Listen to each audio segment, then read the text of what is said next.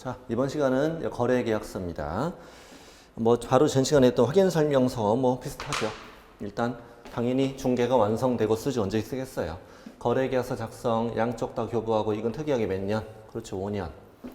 뭐 여기 나옵니다만 일반 중개계약서 보존 의무 없고 확인 전속 중개계약서 3년, 확인설명서 3년, 거래계약서 5년인데 이 두 가지 확인설명서, 거래계약서의 경우는 다만 원본, 사본 또는 전자문서 이렇게 변하고 있고 공인전자문서 센터에 보관되었다. 그러면 이제 서면 작성, 교부, 보존 다 의무 없습니다. 그때는 공인전자문서 센터 국가에 보관되니까 그때는 이제 서면으로 작성해 교부하고 보존 의무가 다 없습니다. 이게 공인전자문서 센터 보관은 이쪽에 두 군데 되어 있죠, 지금. 그 다음에 서명 및 날인 똑같아요. 여기 서명 및 날인 똑같습니다. 확인 설명서와 같다는 얘기죠. 여기 보면 서명 또는 날인, 여기는 서명 및 날인, 이것만 잘 구분하시면 돼요. 우리 개업 공인중개사는 또는 및 하시면 돼요. 다시 개공인은 뭐 또는 및, 일반 전속은 또는 확인 설명서 거래계약서는 및 또는 및 바뀌지 않도록. 그리고 소공이가 중개행위를 했다 이거죠. 그랬을 때는 이게 일반 전속 중개계약서에는 없어요. 이게 시험에 딱 한 번 나왔었는데 예를 들면 소속 공인중개사가 중개행위를 했다. 전속 중개계약서에 개공과 소공이 함께 서명 또는 날인이라고 하면 틀려요. 틀립니다. 확인설명서 거래계약서에만 이게 있거든요. 그래서 이걸 이렇게 외우는 것도 쉬운 방법이 있어요. 개공, 소공 또는 민 XX 민 이렇게 외우세요. 또는 민 XX 민 이렇게. 서명 또는 날이. 자, 좋은 방법이잖아요. 또는 민 XX 민 이게 이제 서명 날이 이렇게 한꺼번에 정리하시면 돼요. 개공이 법인은 누가? 대표자가 분사무소 누구 책임? 이게 대표자 X죠. 조심해야 되죠. 서명 및 날인을 하고 소공이 중개했으면 함께 서명 및 날인해라. 둘이 함께. 당연히 또는 다 틀리는 거고요. 그다음 3번은 이제 위반시 제외가 중요해요.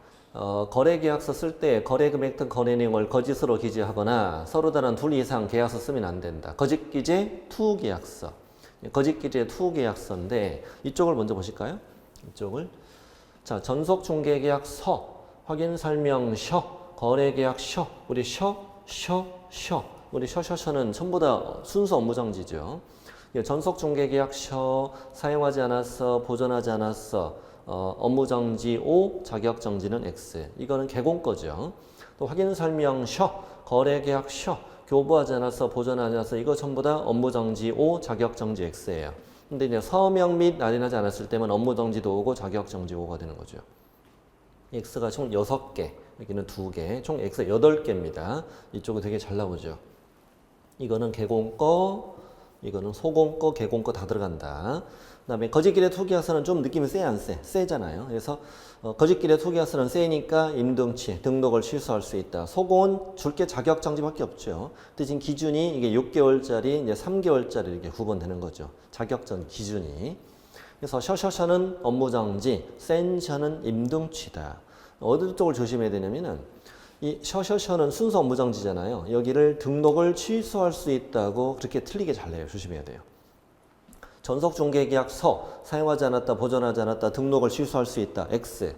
확인설명서를 교부하지 않았다, 등록을 취소할 수 있다. X. 거래계약서를 교부하지 않았다, 등록을 취소할 수 있다. 다 X. 오로지 업무정지만. 거짓기재 투계약서만 등록을 취소할 수 있다.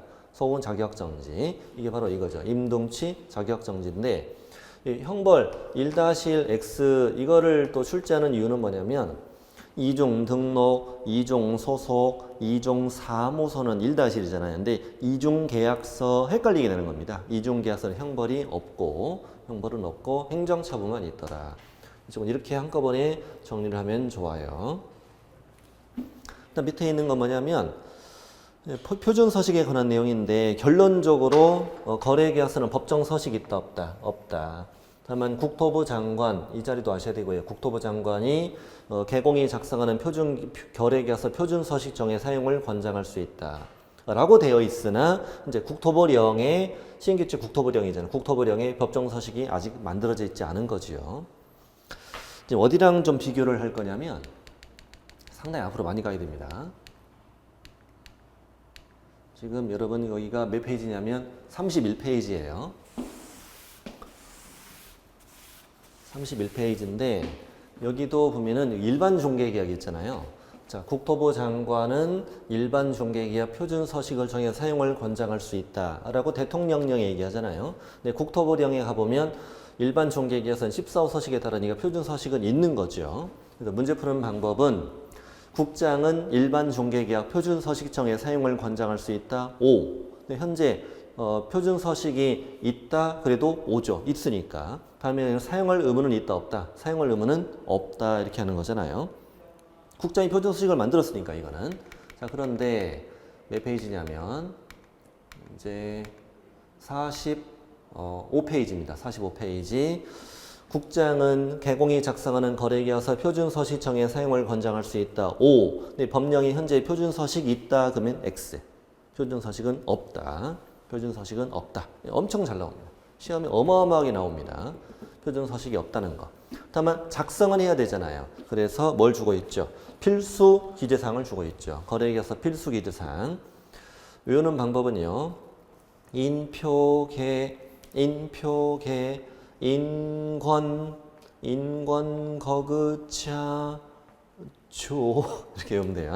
자, 노래 불렀어요. 인표계, 인권, 거그자, 조 이렇게 외우면 됩니다.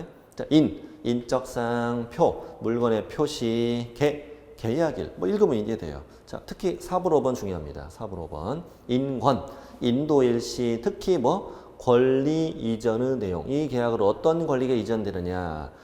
인권위가 중요하다. 인도일시, 권리 이전의 내용. 그 다음에 거는 거래금액, 이 거래금액도 조심해야 돼요. 거래금액, 계약금액, 지급일자, 지급에 관한 사항. 항상 읽을 때 그렇게 읽으세요.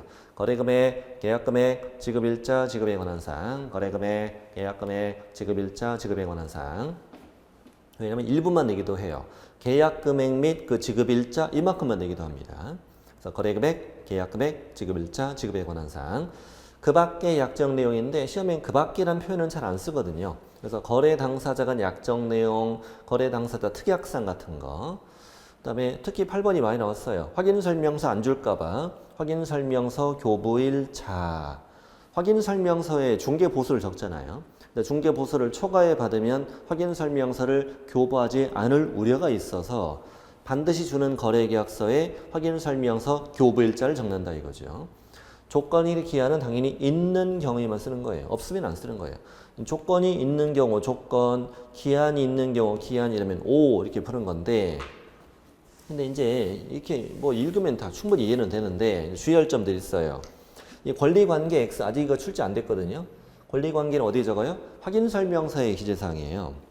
다시 제가 앞장 가볼게요. 이게 어디냐면은 이게 41쪽에 확인설명서에 권리관계 이게 등기된 권리를 쓰는 거잖아요. 이게 권리관계 주로 틀리내는 것들이 뭐 권리관계, 뭐 여기 공법, 뭐 입지조건, 뭐 취득조세 이런 것들을 자꾸 뭐 중개보수 실비를 적내 이런 것들을 거래계약서에다가 틀리게 내요. 거래계약서 여기 지금 45페이지. 그래서 권리관계, 거래 예정금액 이것도 확인설명서잖아요. 중개보수 실비, 뭐 취득조세, 뭐 공법이 난리가 아니야. 전부 다 확인설명서에서 가져와요. 네.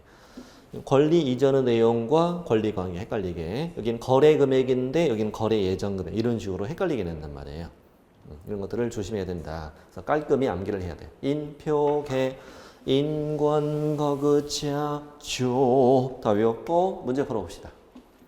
28회 개공갑이 거래계약서 작성합니다. 틀린 걸 찾아봅니다.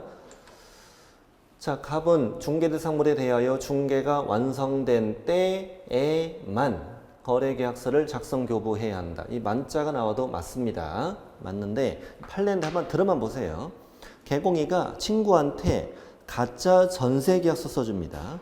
그 친구는 그 가짜 전세계약서로 대출을 받았죠. 대출을 받았고 근데 대부업자가 결국 채권 회수를 못했습니다. 이때 개공이 배상 책임이 있다고 그랬습니다. 왜냐하면 법조문에 중개가 완성되었을 때 써주라고 돼 있지 않냐. 근데 이건 중개 완성 안 된 데 써줬지 않냐. 그러니까 책임지라 이거죠. 그래서 완성된 때에만 만자가 나와도 맞다고 부르면 돼요. 때에만 작성 교부해야 한다. 5. 다음 공인전자부센터에 보관된 경우를 제외하고 갑이 작성하여 거래 당사자의 교부한 거래계약서를 이제 보존할 기간은 몇 년이다? 5년이죠. 5년. 3번은요. 왜 틀렸어요? 그렇죠. 공동 중개했다면 참여한 개공 전부 다 서명 및 날인이어야 되죠. 서명 및 날인. 조심해야 돼요. 한번 딱 D면 그때부터 눈이 보여요. 원입니다. 조건이 있는 경우 조건은 기재해야 되죠. 그다음에 국장은 개공이 작성하는 거래계약서 표준서식청의 사용을 권장할 수 있다는 맞다고요. 이 표준서식이 현재 없는 거지요. 표준서식이 있어 그럼 틀리는 거예요. 이제. 자, 28회 문제였고 29번은 20회 옛날 문제인데 되게 잘 만들어진 문제예요. 또 쉽지도 않았어요. 거래계약서 필수 기사항이 아닌 걸 찾으라고 그랬어요. 요즘에는 몇 개냐는 문제는 최근에 3년 이상 출제가 안 됐어요. 몇 개냐고 물어보는 건 너무 좀 심하잖아요. 그래서 대부분 골라라 문제고 예전에 몇 개냐는 문제는 한두 개씩 나왔어요. 자, 물건의 표시 좋아요. 거래 예정 금액 틀렸죠. 거래 금액이 나와야잖아요. 확인 설명서, 인도 일시 그렇지. 권리 이전의 내용 좋아요. 토지 이용 계획은 그 확인 설명서, 토지 이용 계획, 공법상 이용자는 거래 계제 이렇게 거기에 확인 설명서 기재사항이고 인적사항 됐죠. 취득 조세도 다 확인 설명서 기재사항이잖아요. 그래서 X 3개 전부 다 확인 설명서 기재사항이다. 자, 이제 손해배상 책임과 보증 제도까지 왔습니다. 47페이지는 손해배상 책임 쪽이고, 그 다음에 48쪽은 이제 보증 설정 내용입니다. 그 다음에 이제 문제도 있고요. 자, 47쪽입니다. 손해배상 책임은 일단은 뭐 쉽게 출제됩니다. 30조 1항, 여기는 30조 제2항, 여기는 30조 제3항. 이 관계를 지금부터 이해하면 됩니다. 이 세 개 조문과의 관계. 30조 1항은 이거죠. 자, 개업공인중개사는 이렇게 시작하잖아요. 개업공인중개사가 어떤 행위를 하다가, 그렇죠. 중개행위를 하다가 고의 또 과실로 거래 당사자 중개 의뢰인에게 손해를 끼쳤는데 그 손해는 어떤 손해? 그렇죠. 재산상 손해. 재산상 손해를 끼쳤을 때는 당연히 그 손해배상 책임이 있을 텐데 개공에게 직접 손해배상 청구하는 건 쉬운 일이 아니잖아요.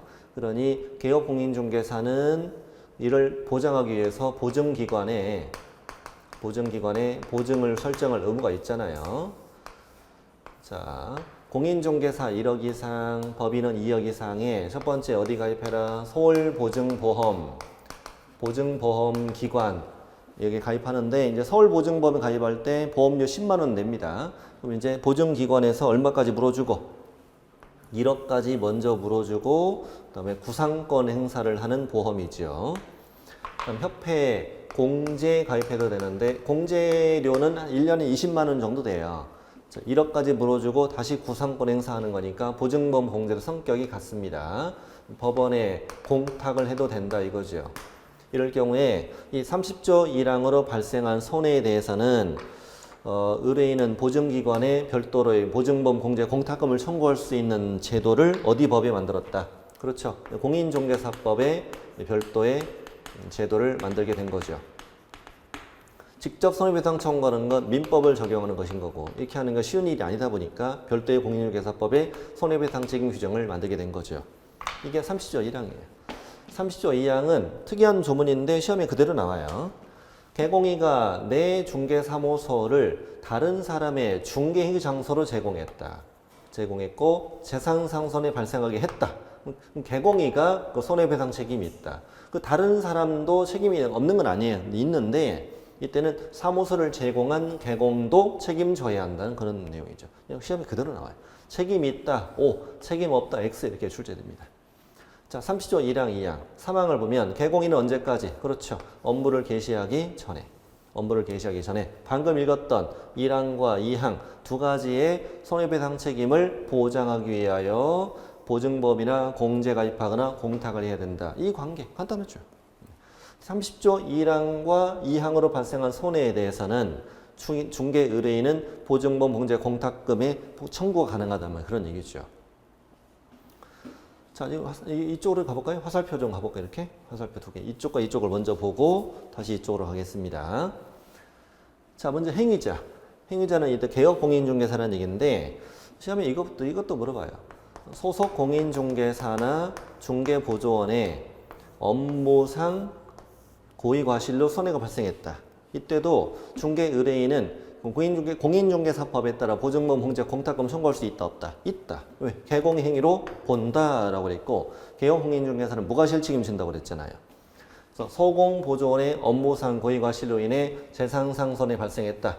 개공인은 자신의 고의 또는 과실 관계없이 배상 책임지고 의뢰인은 보증기관에 손해배상 청구할 수 있다. 이렇게 답하시면 돼요. 그래서 말장난 주의할 게 있어요.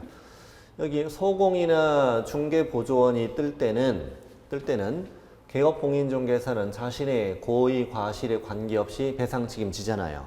근데 2번은 누가? 개업공인중개사가 직접 중개행위를 한 거예요. 행위자가 개공이란 말이에요. 개공이가 직접 중개행위를 했습니다. 근데 당사자에게 손해를 입혔습니다. 이때 고의과실 관계없이 손해배상이라 X로 출제가 됩니다. 조심해야 돼요. 그럼 개공이가 직접 중개했다면 개공의 고의과실이 없으면 책임이 없는 거예요. 이거를 헷갈리게 되는 거예요. 소공보조원의 행위에 대해서는 개공은 무과실 책임지잖아. 내 고의과실 없어 책임지는데 내가 직접 중개했을 때는 손해가 발생했더라도 내 고의과실이 없으면 나 책임을 안 지는 거니까 이 두 가지를 좀 너무 현실적으로 적용하지 말고 그냥 문제풀이에 초점에 맞춰서 이런 장난도 친다. 이렇게 생각하시면 돼요. 네. 소공보조원이냐 개공이 직접 중개했느냐 이 차이를 좀 구분하시고 그리고 3번 판례인데 시험에 두 번이나 나왔어요. 개업공인중개사 및 그 고용인이 아닌 제3자 개공도 아니고 소공보조원도 아닌 제3자와 개공인과 함께 중개했거든요. 근데 이자로 인해서 발생한 손해 부분은 공인중개사법을 적용할 수 있다 없다? 없다는 거죠. 네. 개공도 아니고 고용인도 아닌 제3자의 중개행위로 인해서 발생한 손해에 대해서는 이 법에 따른 책임이 발생하지 않는다. 이 법에 따라 책임진다 그러면 X 이렇게 고르면 되는 거예요. 고르면 되는 거고 그 다음에 이제 공인중개사법에 따라 보증범 공제 공탁금을 청구하려면 개공의 행위는 어떤 행위여야 돼? 중개행위이어야 되거든. 이 중개행위에 관한 내용을 공부하는 거예요. 중개행위. 대표적으로 제가 강의 중에 이런 예를 들었죠. 근저당권이 있는데 이 근저당권을 개공이가 설명해주지 않고 전세계약을 중개하다가 나중에 경매되어 보증금을 잃었다 이거지. 개공이가 근저당권을 설명해주지 않아서 손해를 입었기 때문에 당연히 중개행위로 인하여 발생한 재산상 손해란 말이에요. 근데 피해자가 이걸 입증해야 되거든. 뭘요? 근저당권을 설명해주지 않았다는 걸 입증해야 되는데 뭘로 입증하죠? 그래서 확인설명서를 입증하는 거죠. 확인설명서에 근저당권이 안 적혀 있는 거고 개공이가 거기다 서명과 날인을 했으니까 개공이가 직접 중개했다는 걸 입증할 수 있는 거고 그래서 이제 손해배상해! 그때 개공이가 아유 어떻게 잘하시냐고 혹시 공부하시냐고 미안하다고 손해배상 합의서를 써주었거나 합의가 안 되면 소송에서 판결문 사본이나 또는 화해조서나 이런 것들을 첨부해서 보증기관에 청구하면 보증범 공제 공탁금을 받을 수 있게 되는 거예요. 받게 되는데 이제 합의서나 판결문 사본을 예를 들어 협회에 공제 가입했다. 공제금을 청구하면은 협회에서는 별도 심사를 하거든요. 심사했을 때 중개행위면 지급하겠죠. 근데 우리가 볼 땐 중개행위가 아닌데요? 라고 주장하는 거예요. 주장합니다. 그럼 이제 공제금을 안 줄 거 아니에요. 그럼 의뢰인은 공제금을 달라고 또 소송을 해야 돼요. 받고 싶으면. 이때는 이제 중개행위이냐 아니냐 가지고 싸움이 난 거죠. 그래서 그 중개행위이냐 아니냐 이 판례가 다 이제 의뢰인과 협회 간의 소송이 되겠습니다. 공제금 내나 저쪽에서는 못 줘. 중개행위야 저쪽에서는 아니야 이렇게 되는 거죠. 이때 판사님은 판단 기준을 알려줍니다. 판단 기준. 어떤 행위가 중개행위이냐 아니냐 이 판단은 개공의 행위를 어떻게 객관적 그리고 사회 통념에 따라 판단한다 이렇게 얘기해요. 근데 이제 이것도 시험에 나오지만 이것도 나와요. 개공이가 진정으로 거래 당사자를 위하여 거래를 알선 중개하려는 의사를 갖고 있으냐라고 하는 그 개공의 주관적인 의사에 의해 결정해야 한다. 그럼 틀려요. 주관적 의사로 판단하지 않는다. 주관적 의사라는 건 개공의 마음속 생각이죠. 내가 마음속으로 진정으로 저 두 사람을 위해 중개할 의사가 있었느냐라는 거 제3자는 모르잖아요. 모르니까. 그 속을 어떻게 알아요? 남의 속을. 그렇게 판단하면 안 되고 객관적 사회 통념에 따라 판단하라 이런 말이에요. 그럼 2번은 뭐냐면 이게 이제 판단 기준이고 이걸 통해서 나머지를 이게 판단하는 거예요. 이렇게 판단하는 겁니다. 중개행위이냐 아니냐는 이제 결정하는 거죠. 그 2번은 이거예요. 시험에 오래전에 나왔는데 아직 시험에 최근에는 안 나왔네요. 자, 이 사람은 땅 주인입니다. 땅 주인 A, 개공. 이 사람은 땅을 사고 싶은 사람인데 땅 좀 사고 싶어요라고 했단 말이에요. 개공이가 그 땅을 찾아보니까 A 땅이 마음에 드는 거예요. 그래서 A 땅을 소개시켜 줬어요. 소개시켜 줬더니 마음에 든대. 사달래.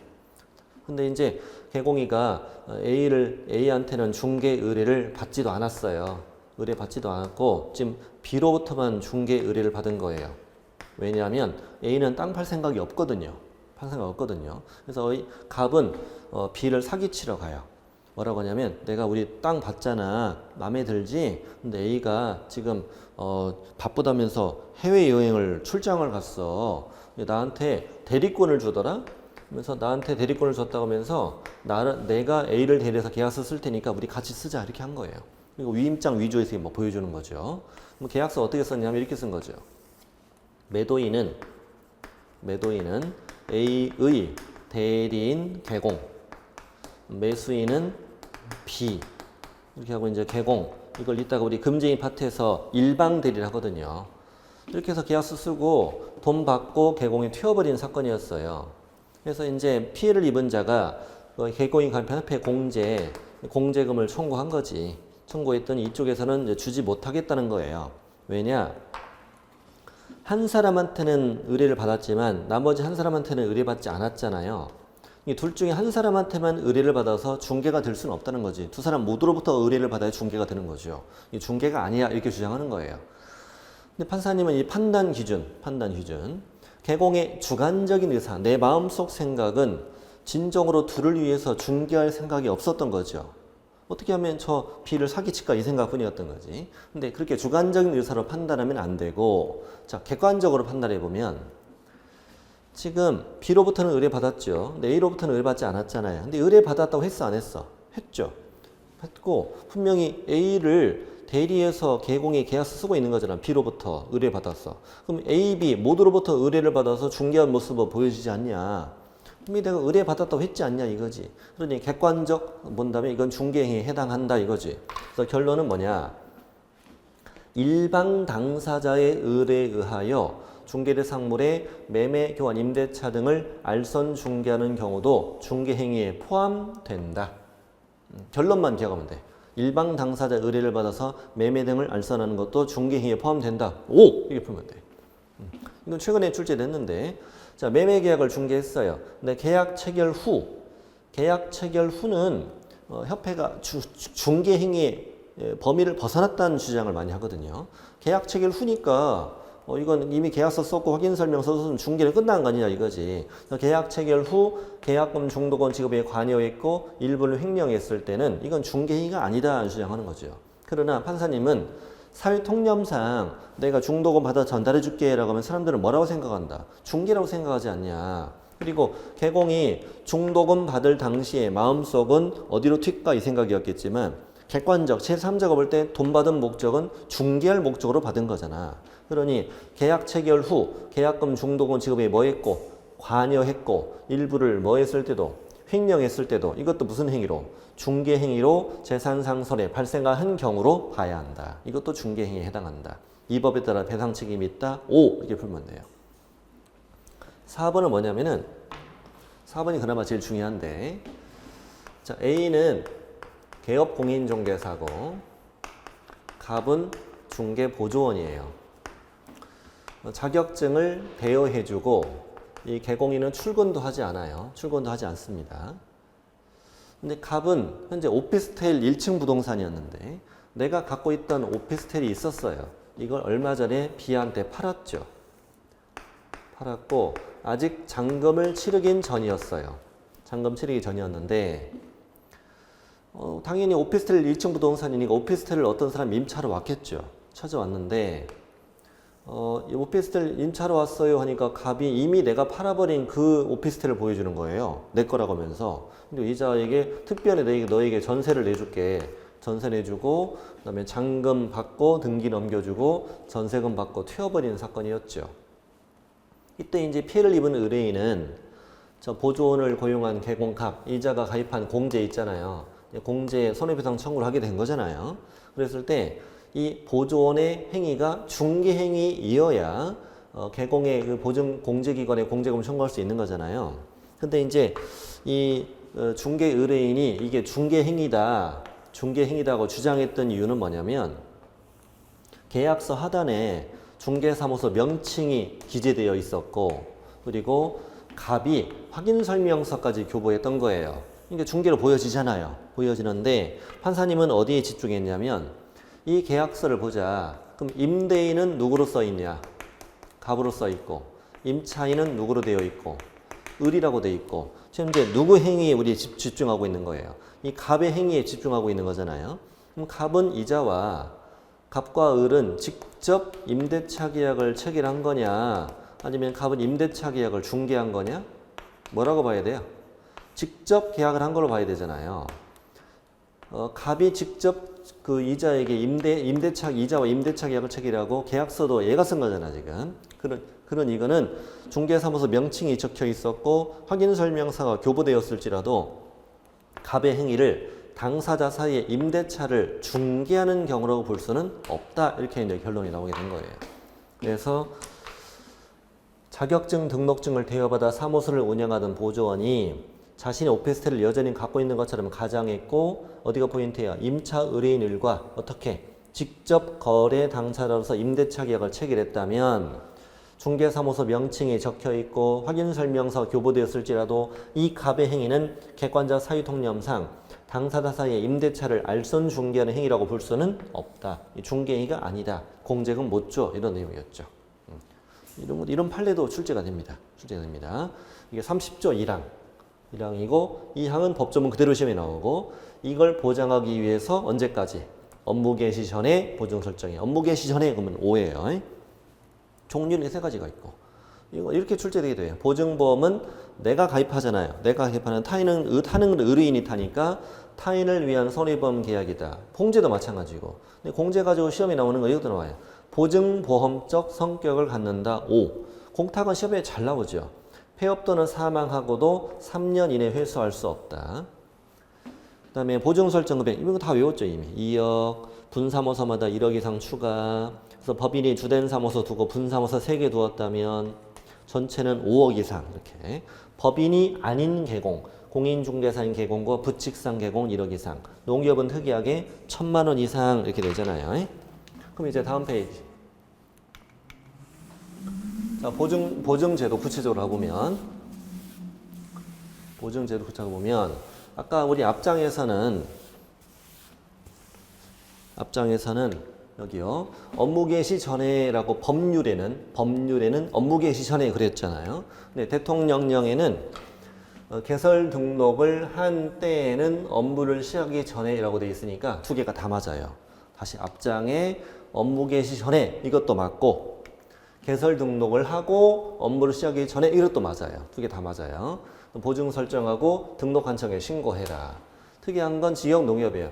지역 농협도 농지 같은 거 중개하려면 너도 언제까지? 너도 업무 개시 전에 1,000만 원 이상 보증 설정해서 증명서를 갖추고 등록 한청에 뭐까지? 신고까지 다 해야 된다고 중개사법 대통령령 24조 3항이 명시되어 있으니까 중개사법 법조문이니까 이거 조심해요. 농협도 신고해야 돼요. 틀리게 잘 나와요. 개설 등록을 하고 업무 시작 전이잖아요. 근데 이거 개설 등록 전에 보증을 설정해라 X. 업무 개시 후 즉시 보증 설정이라 X. 이 보증 설정은 중개사무소 개설 등록 요건, 등록 기준이다 아니다. 아니다 X. 예전에 우리 분사모소 공부할 때 나왔죠. 등록 신청할 때 내는 건 아니지만 분사모소 설치 신고할 때는 내는 서류다. 다 공부했죠, 이거. 네, 이게 다 시험 지문들이에요.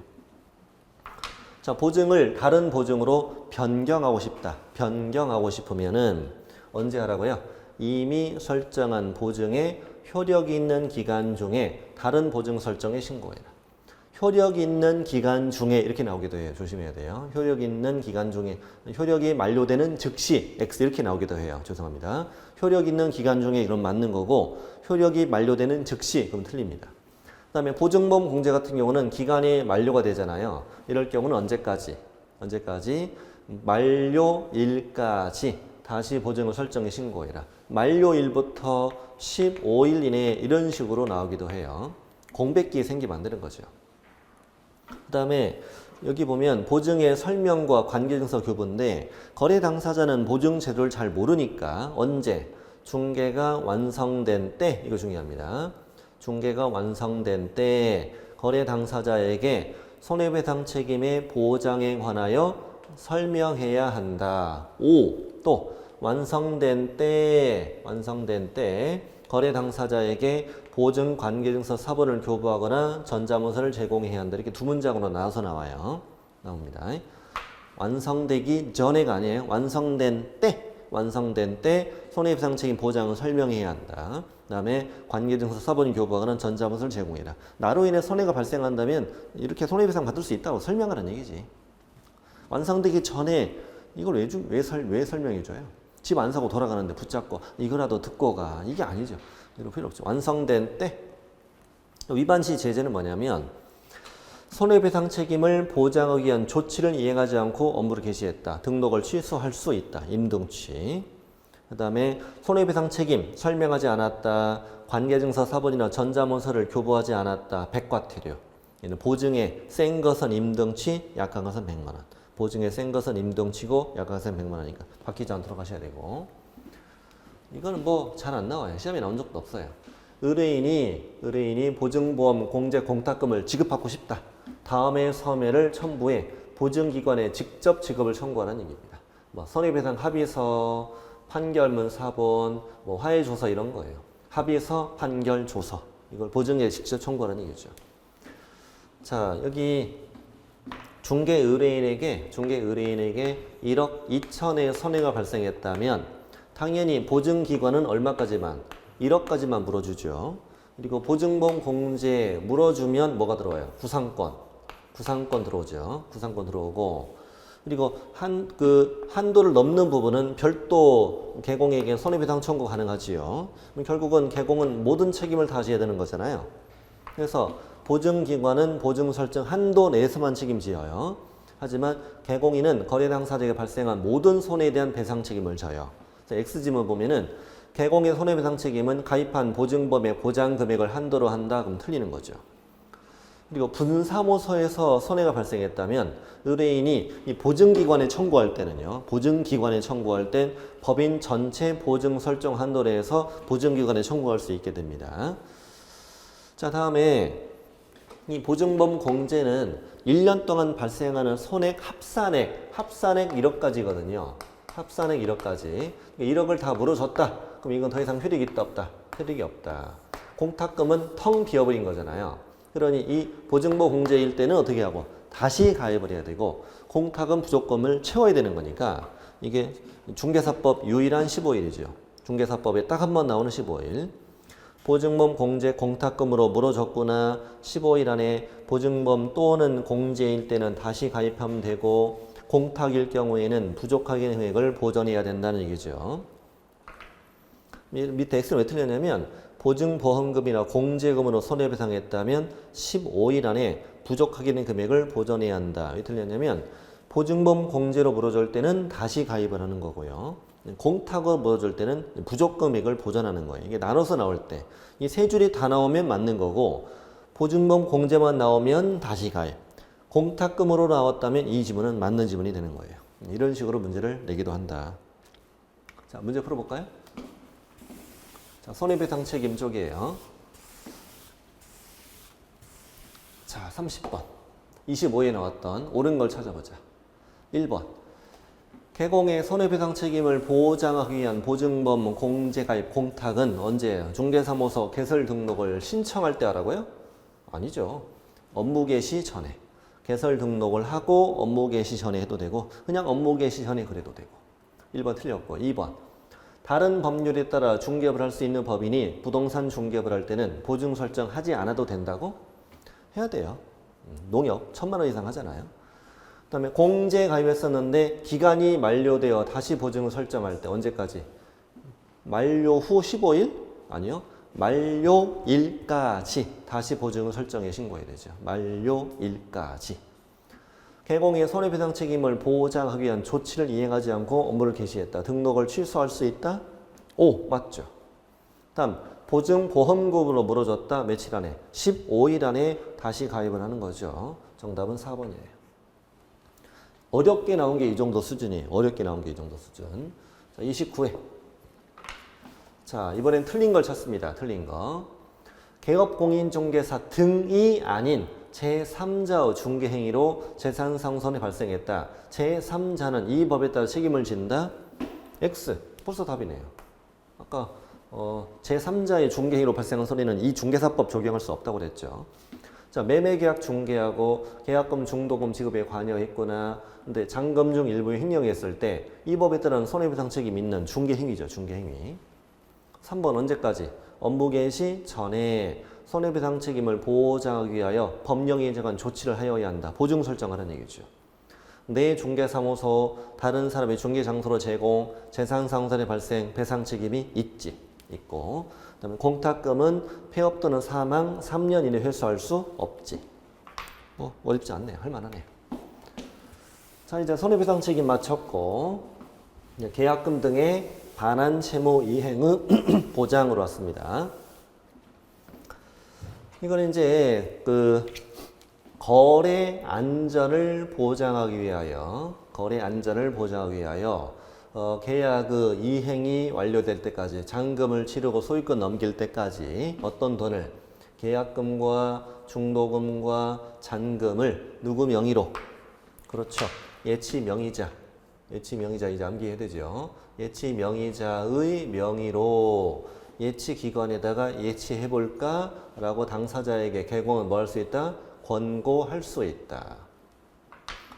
내가 당신 매도인을 못 믿어서가 아니라 계약금, 중도금, 잔금 다 치러야 소유권 넘겨받으니까 불안하지 않냐? 그러니까 거래 안전을 위해서 계약 이행 완료 시까지 계약금, 중도금, 잔금을 예치 명의자 명의로 여기다가 예치 좀 해볼까? 라고 권고할 수 있다. 권고하면 매수인은 일단 오케이죠. 선생님 그렇게 좋은 제도가 있냐고. 근데 좀 이따 싫다고 할 수 있죠. 왜? 실비는 수수료 부담해야 되니까요. 이 사람이 아쉬운 사람이잖아요. 자, 예치를 권고. 매도인은 다 끝나고 준다는 거니까 이제 싫다는 거죠. 그래서 대부분 예치 권고를 해도 잘 받아들이진 않죠. 그러니까 예치를 우리가 권고 받아본 적도 없고 앞으로 할 계획도 없잖아요. 예치를 권고할 수 있다. 예치를 권고해야 한다. X 이렇게 출제되면 되고 X로 풀면 되고 거꾸로 당사자가 개공행위 예치를 먼저 의뢰했을 때도 개공은 이걸 거절할 수 있다 없다? 있다고 해야 돼요. 서로 다 의무가 아니다라고 생각하시면 돼요. 그래서 이제 가장 중요한 건 예치 명의자를 암기를 해야 돼요. 예치 명의자는 일단 개업공인중개사는 예치 명의자가 될 수 있어요. 소공은 될 수 없는데 아직 출제는 안 됐습니다. 그다음에 공, 은, 보, 신, 채, 전문회사 이렇게 외우면 됩니다. 공은 보신채 전문회사 시작. 공은 보신채 전문회사 이렇게 외우면 돼요. 공은 보신채 전문회사. 공은 보신채 전문회사 이렇게 외우셔야 돼요. 자, 공제사업자, 은행, 보험회사, 신탁업자, 채신관서 그리고 이제 전문회사는 뭐냐면 이 에스크로우 사업만 전문적으로 하고자 만든 회사라는 말이에요. 그러니까 매수인한테는 계약금, 중도금, 잔금을 받아요. 잔금을 받고 매도인한테는 계약서, 등기 필증을 이렇게 받아요. 이게 딴 데 못 팔 거 아니에요. 그래서 계약금, 중도금, 잔금, 계약 관련 서류를 받아서 한꺼번에 관리하는 업무를 수행하는 전문회사다. 에스크로우만 전문적으로 하고자 만든 회사도 시켜준다는 말이에요. 그래서 공은 보신채 전문회사 이들의 명의로 어디에다가 공금신, 공제사업자, 금융기관, 신탁업자 등이 예치할 것을 권고할 수 있다. 예치기관은 틀리게 잘 안 내요. 예를 들면 이런 지문이에요. 은행법에 따른 은행의 명의로 공제사업을 하는 자 예치할 것을 권고할 수 있다. 5. 보험업에 따른 보험회사의 명의로 금융기관에 예치할 것을 권고할 수 있다. 5. 작년에도 틀리게 나왔어요. 이 중에서 틀리게 나왔어요. 이따 문제 풀면 알 거예요.